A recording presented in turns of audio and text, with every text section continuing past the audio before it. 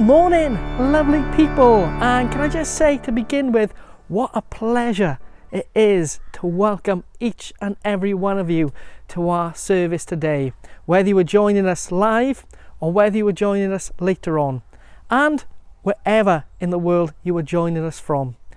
When we first began this service 6 months ago, we had no clue that people would join us from all over the globe. And so today, if you are joining us from Australia, New Zealand, Singapore, Afghanistan, India, Pakistan, South America, North America, the African nations, continental Europe, anywhere in England, South Wales, North Wales, or even here in Mid Wales, it is such a pleasure to have you with us, and how wonderful it is that wherever in the world we are, however scattered our lives might feel, and whatever we are going through right here, right now, we can come together as one to worship the Lord. And so as we begin our service today, I'm going to pray that the Lord will send his Spirit upon us wherever we are, that we might praise his name in spirit and in truth. Father God, we thank you for this new day. We thank you for this world which you created. We thank you for us, the people who you created in your love. And we ask now that wherever we are in your world, whether we're alone, with people, whatever we're doing, you would fill us with your Spirit. Draw close to us now and fill us with your Spirit. May we be excited by your presence, and may we be willing and ready to worship you. Amen. And so we begin our service by singing our opening hymn. And whether you stand, whether you sit, whether you dance, whatever makes you comfy, let us sing it loud and let us sing it proud. Let us sing our praises to our Lord.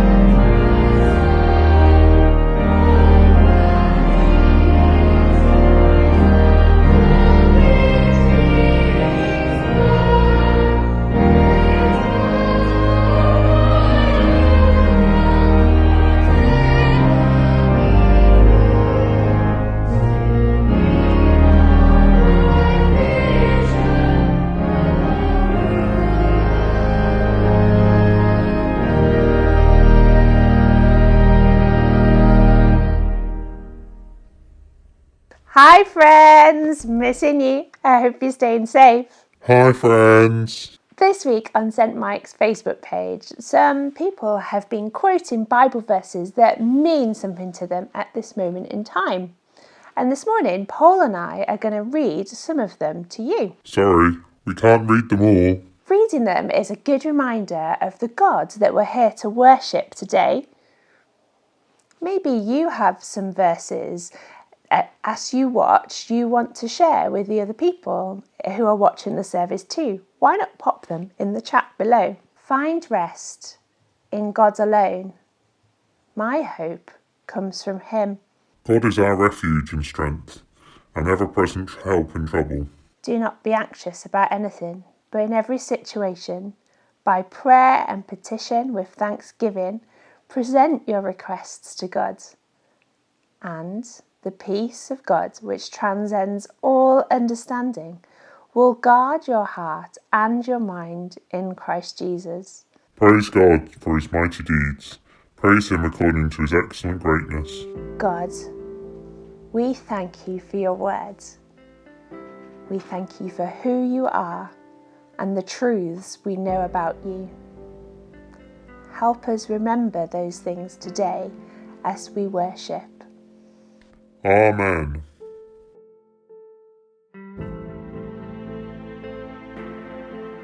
Good morning. For those of you who don't know who I am, my name is Robert Wilkinson, and I've been a member of the congregation of St Michael's for, 35 years now. But about 8 years ago, I started training as a reader. And for those who may not be familiar with the term, a reader is a person who is licensed by the bishop to take services of morning and evening prayer, may be able to take funerals, but not communion services. And of course, not only to take the services, but to preach at the same time. And for the last 8 years, that is what I have been doing. But about a year ago, I started training for the ordained ministry. And if you are listening to this, or rather watching this, as it goes out on the Sunday, it will actually be at 5 o'clock on the Sunday that the ordination service will take place. That's going to be in St David's Cathedral, and as a result of that I will be ordained deacon as a non-stipendiary minister. In other words, I won't get paid, it's a voluntary role. And I will only be working in our own ministry area, whereas while I was a reader, I was able to work anywhere in the diocese. So there are going to be a lot of changes there.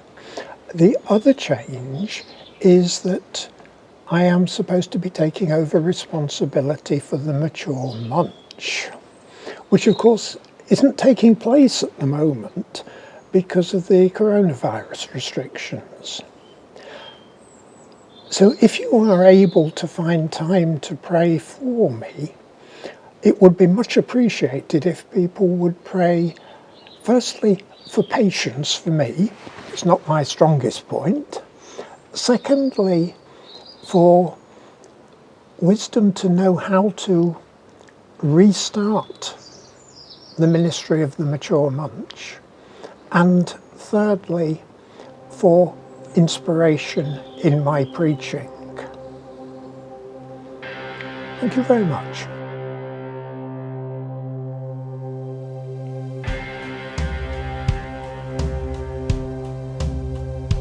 Let our praise be your welcome. Let our songs be a sign we are here for you. We are here for you. Let your breath come from heaven. Fill our hearts with your life. We are here for you. We are here for you. To you our hearts are open, nothing here is hidden. You are our one desire. You alone are holy, only you are worthy, God. Let your fire fall down. Let our shout be your anthem. Your renown fill the skies. We are here for you. We are here for you. Let your word move in power. Let what's dead come to life. We are here for you. We are here for you. To you our hearts are open, nothing here is hidden. You are our one desire. You alone are holy, only you are worthy, God. Let your fire fall down. To you our hearts are open, nothing here is hidden. You are our one desire. You alone are holy, only you are worthy, God. Let your fire fall down. Let your fire fall down. Let your fire fall down.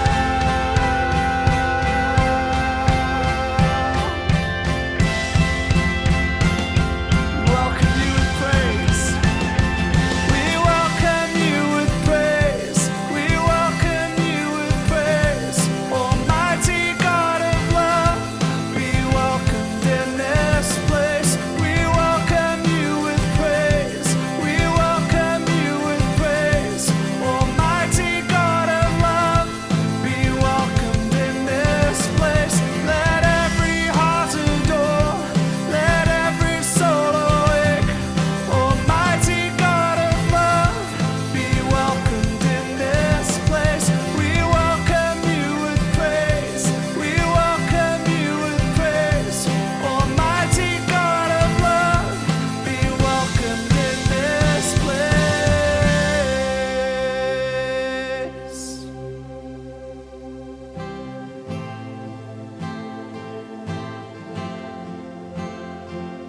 To you our hearts are open, nothing here is hidden. You are our one desire. You alone are holy, only you are worthy, God. Let your fire fall down.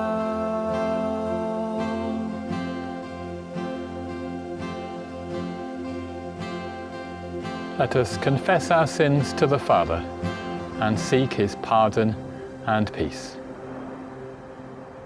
Holl lluog a thrigarog si, yr ydym wedi pechu yn dy erbyn, ar feddwl, gair a gweithred.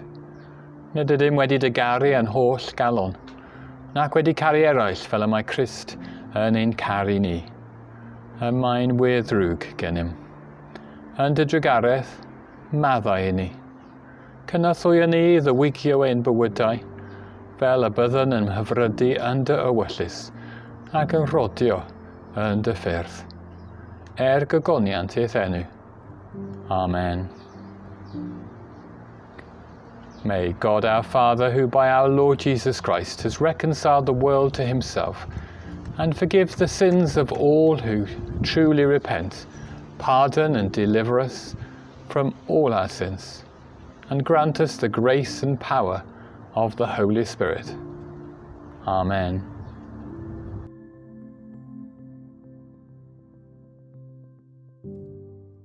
(1 Samuel chapter 21). David went to Nom, to Ahimelech the priest. Ahimelech trembled when he met him, and asked, "Why are you alone? Why is no one with you?" David answered Ahimelech the priest, "The king sent me on a mission, and said to me, 'No one is to know anything about the mission I am sending you on. As for my men, I've told them to meet me at a certain place. Now then, what do you have on hand? Give me 5 loaves of bread, or whatever you can find.' But the priest answered David, 'I don't have any ordinary bread on hand. However, there is some consecrated bread here, provided the men have kept themselves from women.' David replied, 'Indeed, women have been kept from us, as usual whenever I set out. The men's bodies are holy even on missions that are not holy.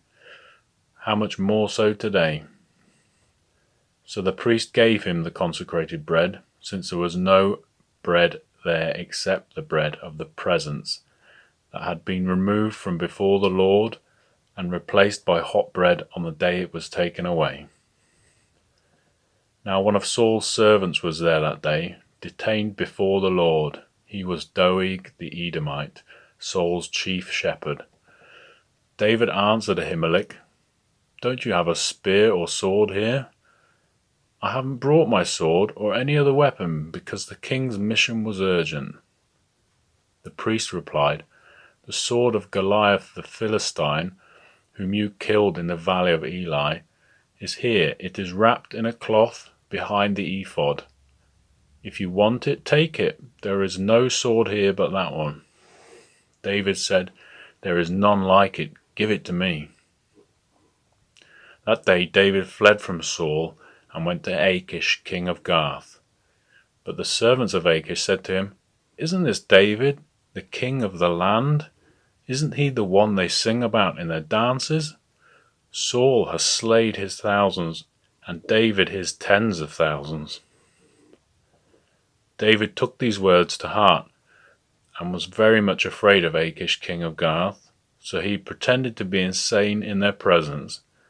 And while he was in their hands, he acted like a madman, making marks on the doors of the gate and letting saliva run down his beard. Achish said to his servants, 'Look at the man, he is insane. Why bring him to me? Am I so short of madmen that you have to bring this fellow here to carry on like this in front of me? Must this man come into my house?'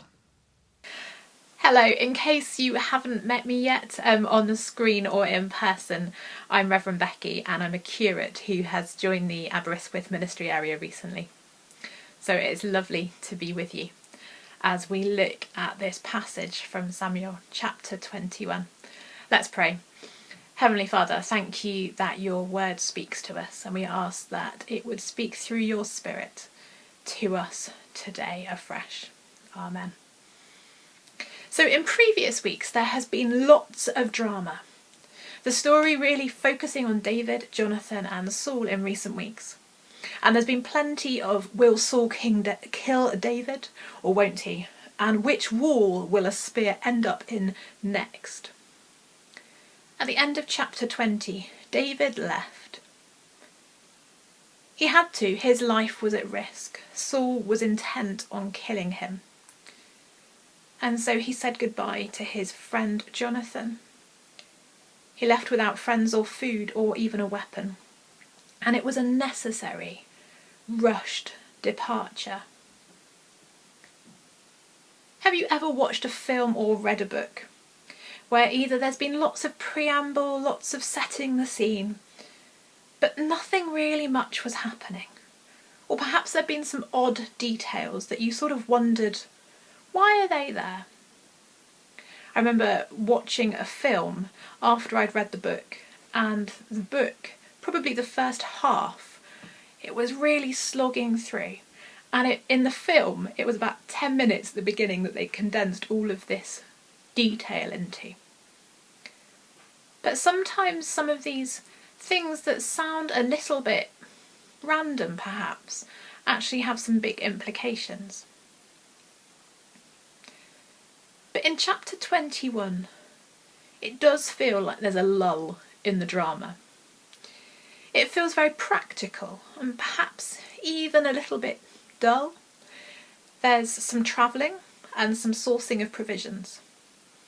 Perhaps it even feels a bit like a changeover day for a holiday, when you're having to travel for a long time to get to where you want to go. That you need to go or you want to go, but actually, does it feel a little bit like a waste of time? I know I've definitely fallen into wishing I could teleport myself from where I am right now to where I want to be to save a bit of time. Have there been times in your life, I know there have definitely been times in mine, where it feels like there's a bit of a lull going on? It doesn't feel like anything particularly interesting is happening. Perhaps, like David, things sometimes get stripped away in our life. And perhaps even at the moment it feels like life has been pared down a little bit. And life can be hard. It definitely was for David at this point. I don't think we need to really focus too much on that. I think we all know what life can be like sometime. And for David, everyone and everything had been removed. God was still with him, but he was at a fairly low ebb. And in many ways, chapter 21 is really a scene setting for chapter 22. But don't worry, I'm not going to give too many spoilers. So I'll refer to that, but I'm not going to tell you what happens. You'll need to join with us next week to find out exactly what's going on there. But let's have a little look at some of these perhaps confusing or strange details and find out a bit more as to what is going on in chapter 21. So there are two places that are mentioned, Nob and Gath. Nob is about 2 miles from Jerusalem, so it makes sense that it was David's first stop. And then Gath was about 30 miles or so from Jerusalem. And you might have heard of Gath before, because it's referred to as where Goliath was from. And it was definitely the sort of HQ of enemy territory, of where the Philistines were. So David goes to the priest. He goes to Ahimelech, and Ahimelech trembles when David meets him. David has a reputation that precedes him, and Ahimelech knew David had slayed Goliath, because we hear a little bit later that the sword of Goliath is in the possession of Ahimelech. At this point, David creates this backstory, and it isn't the truth. He is lying to protect his skin.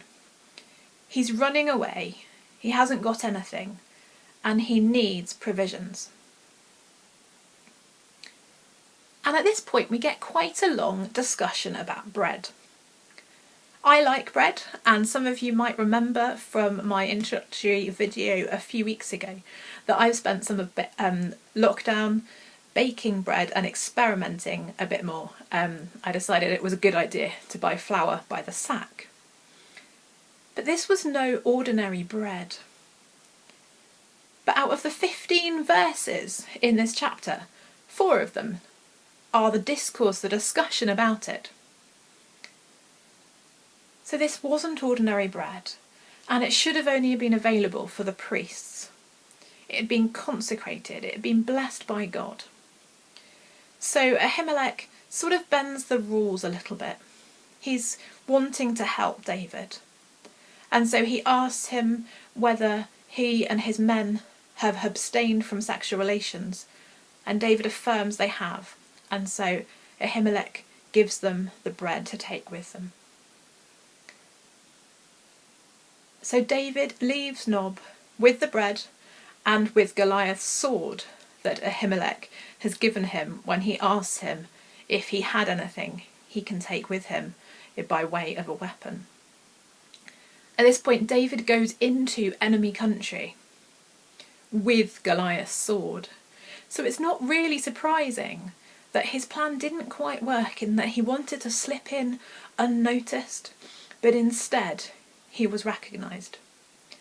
And then the locals start singing that song again, that Saul has slain his thousands and David his tens of thousands. They're referring to David as a king because they see that potential. They know that it was him who slayed Goliath. And at this point things get really tricky, because the current king is probably not going to be overly impressed that there's a bit of competition around. And so David fears King Achish. So what does David do? His next ploy is to act insane. And it worked. And it's one of those moments when we really see the sense of humour going on in the Bible. What do we see in verse 15 at the end? A paraphrase of, "Am I so short of madmen that you bring me another one? Must he come into my house?" So at that point, David escapes. He got away with it. So we've seen a catalogue of events that involves David really lying to protect himself. And in consequence of that, because of that, Ahimelech breaks the law and gives the consecrated bread to David. We've seen what happened in those few verses, how David is acting in what feels like a bit of a lull in the story. And isn't that quite a familiar place for many of us? Life goes through its ups and downs, and its many lulls. In a few minutes after a worship song, we'll come back together and see what we can learn for the lulls in our life from the lull in David's life.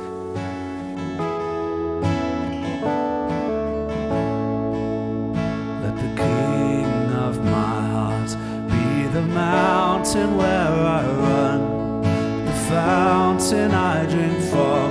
Oh, he is my song.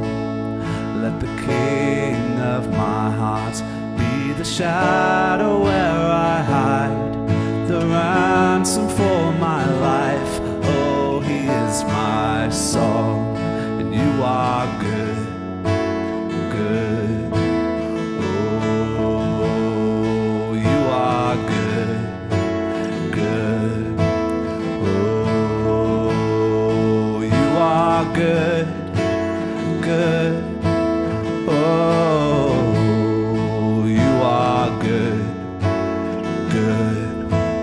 Oh, let the King of my heart be the wind inside my sails, the anchor in the waves. Oh, he is my song. Let the King of my heart be the fire inside my veins, the echo of my days. Oh, he is my song, and you are good, good. Oh, you are good, good. Oh, you are good, good. Oh, you are good, good. Oh, you're never gonna let me down. You're never gonna let me down. You're never gonna let me down. You're never gonna let me down. You're never gonna let me down. You're never gonna let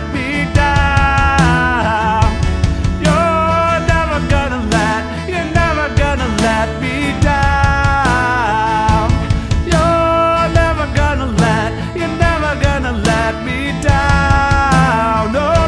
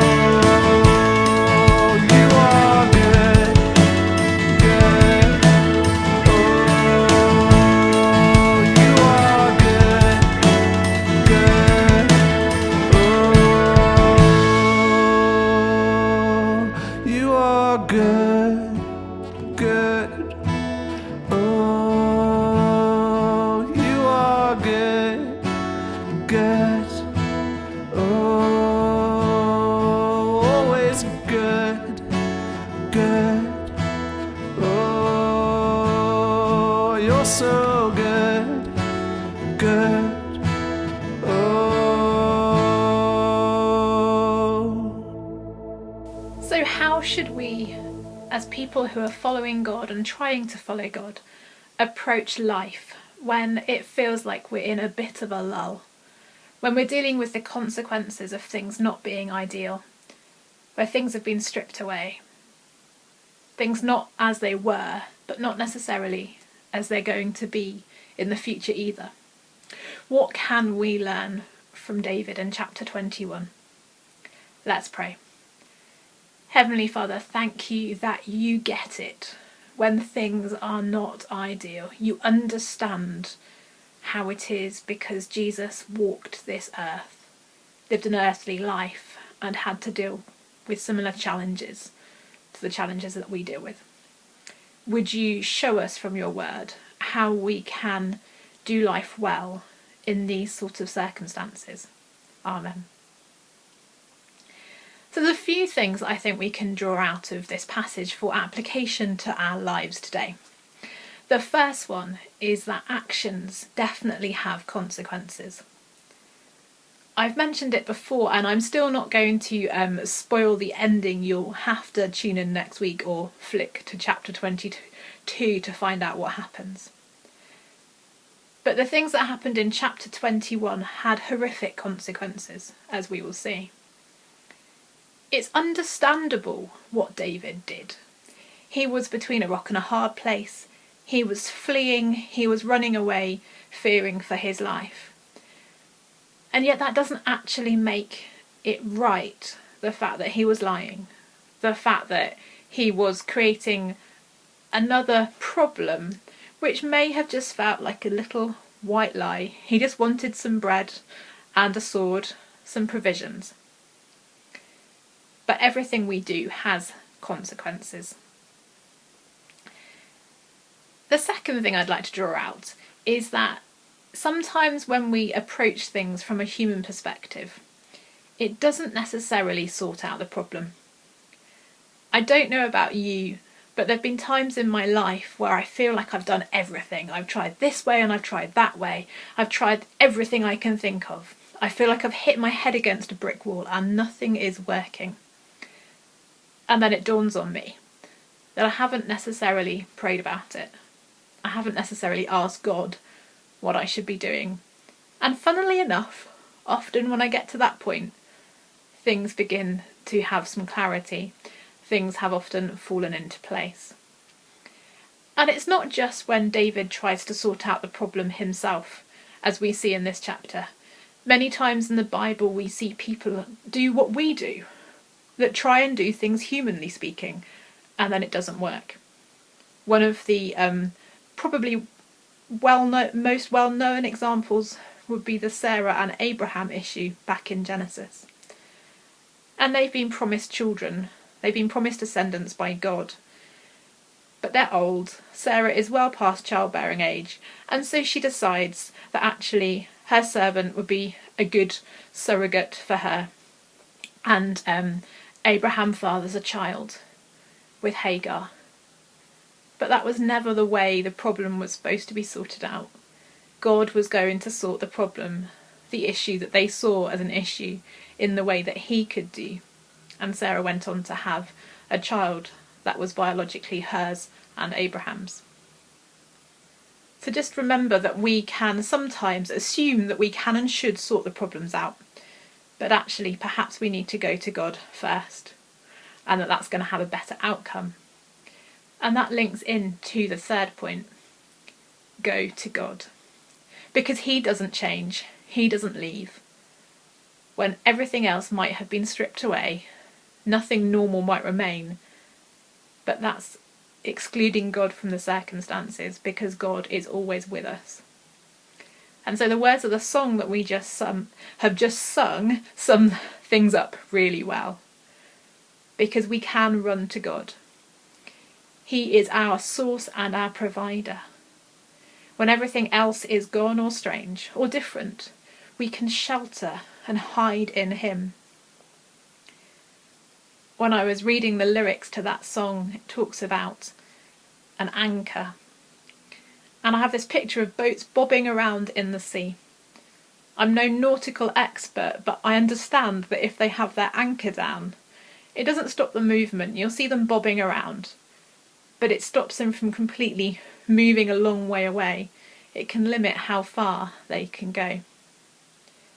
So if God is our anchor, it's not going to stop the waves, but it does prevent us going too far away from God.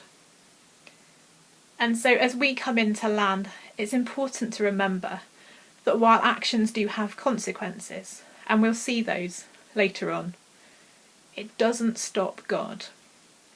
It's not the last time that we see David makes a mistake. There's a fair few to come. But we, like David, can always repent. We can always say sorry to God, ask for his forgiveness, and because he loves us, and we can truly be sorry, he will forgive us. So in these strange times when it's perhaps neither one thing or another, and that might be right now with the pandemic situation, or it might just be in life when we enter those lulls, those between times, let's remember that actions do have consequences, but we can be forgiven. That human solutions might not be the best solutions without going to God. And go to God. Let him be our anchor. So let's pray.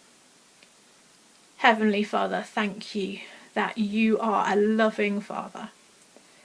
Thank you that you are our anchor in the highs and in the lows and in the bits in between. Would you today and in the future remind us of your tangible presence?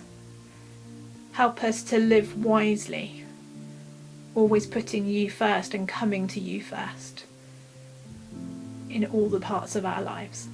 Amen.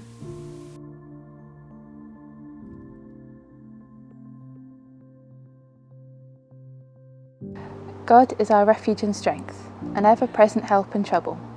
Therefore we will not fear, though the earth give way and the mountains fall into the heart of the sea, though its waters roar and foam and the mountains quake with their surging.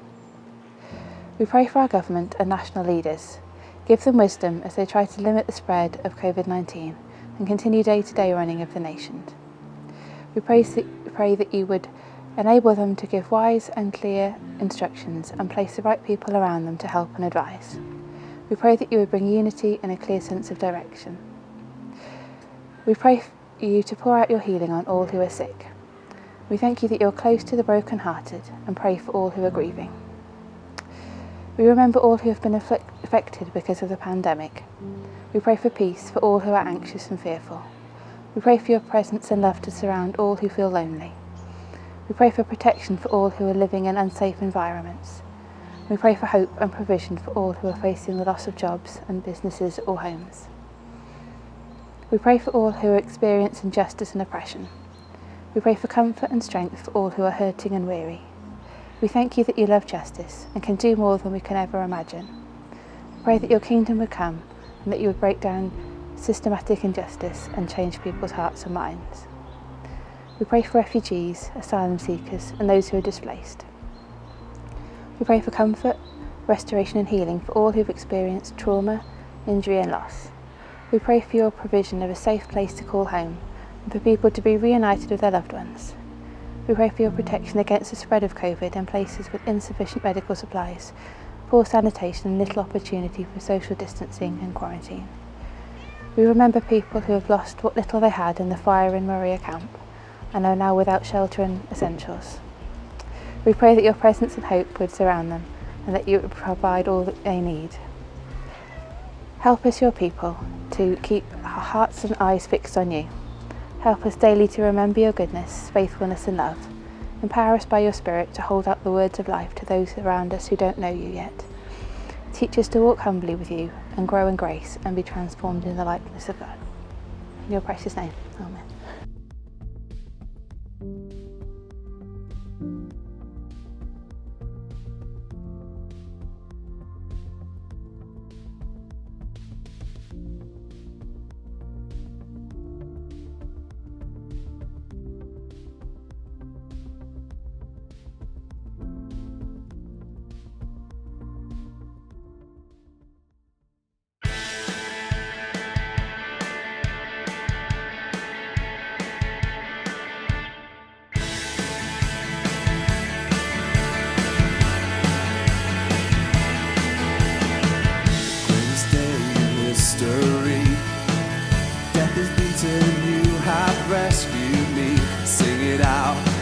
Jesus is alive. The empty cross, the empty grave, life eternal you have won today. Shout it out, Jesus is alive. He's alive. And oh, happy day, you wash my sin away. And oh, happy day, I'll never be the same. Forever I am changed.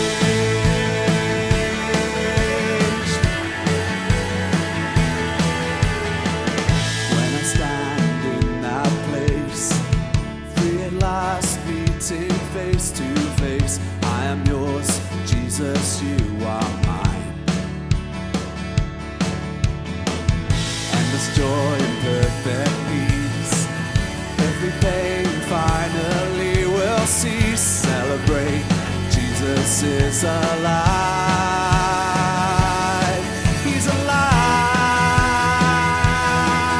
And oh, happy day, you wash my sin away. And oh, happy day, I'll never be the same. Forever I am changed.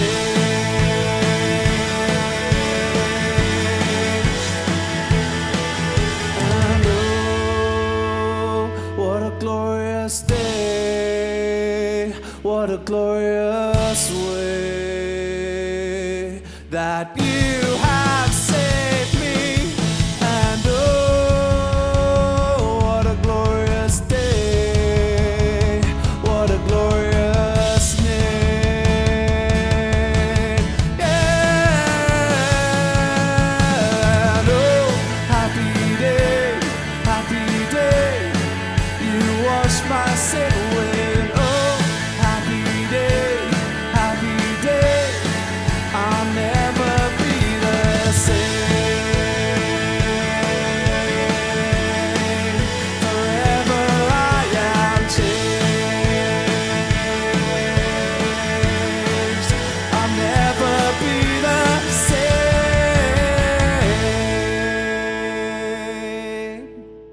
Well, we have come to the end of our service, and though this service has come to an end, the business of the kingdom of God continues.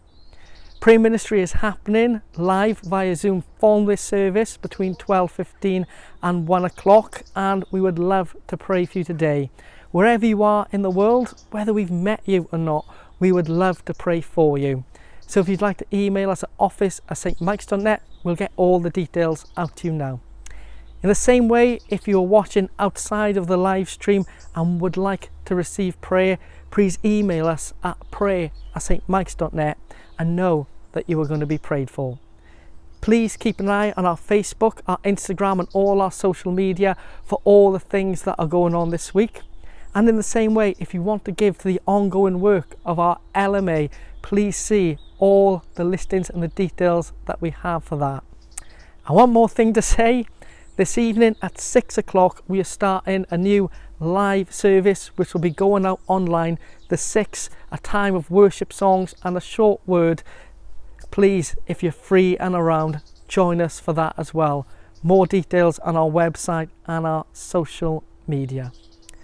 But now we are going out into the world, and as we go out into the world, we're assured that God is with us in all that we do, not just now, not just tomorrow, but always. So Father God, we thank you that we have worshipped you this day, and we pray now that you would send us out fully in your blessing. And so may the blessing of God Almighty, the Father, the Son, and the Holy Spirit be upon us and remain with us this day and always. Amen. Have a fab day, have a fab week, and until we see you again, know that the Lord loves you, and so do I. Amen.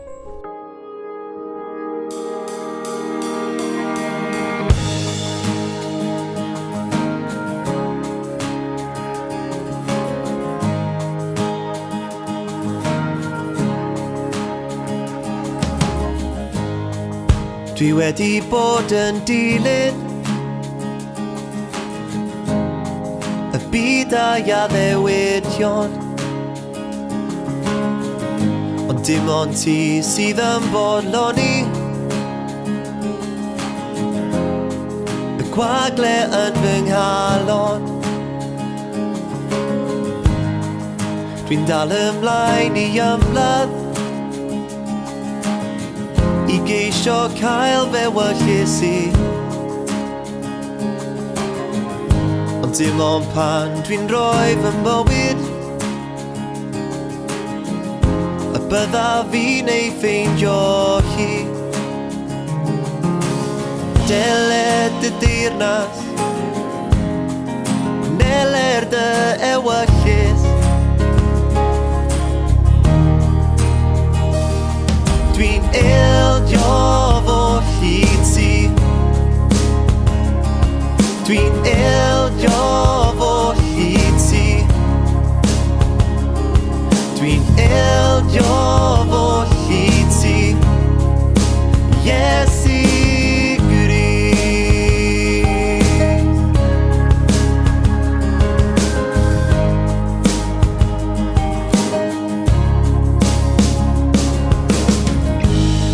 Mi ddes di lawr o'r nefoedd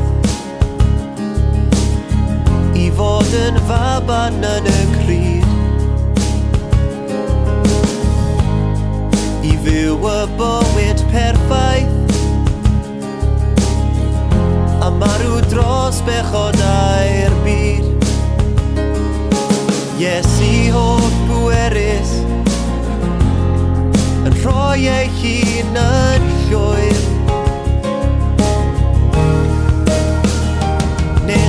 ildio dolli mi, nes di ildio dolli mi,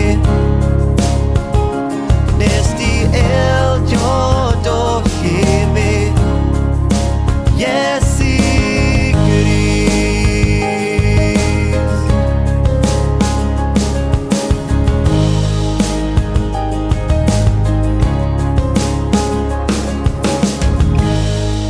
Mi roddais di dy fywyd, dy gorffen torri ar y groes. Felly Iesu nawr dwi'n ildio, dilynaf di am weddill